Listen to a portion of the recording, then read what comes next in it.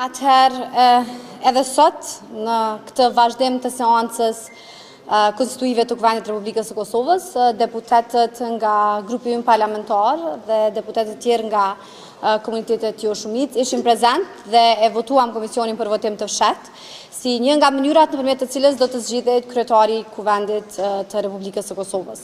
Edhe në këtë seancë dhe veçanërisht tani, pas aktgjykimit të gjykatës kushtetuese, e kemi sjelljen e deputetëve të opozitës, të cilët veprojnë në kundërshtim me aktgjykimin e gjykatës kushtetuese duke mos marrë pjesë në votim. Kurse është krejtësisht e qartë që është obligim i të gjithë deputetëve të Kuvendit të Republikës pjesëmarrja në votim dhe konstituimi i Kuvendit të Kosovës.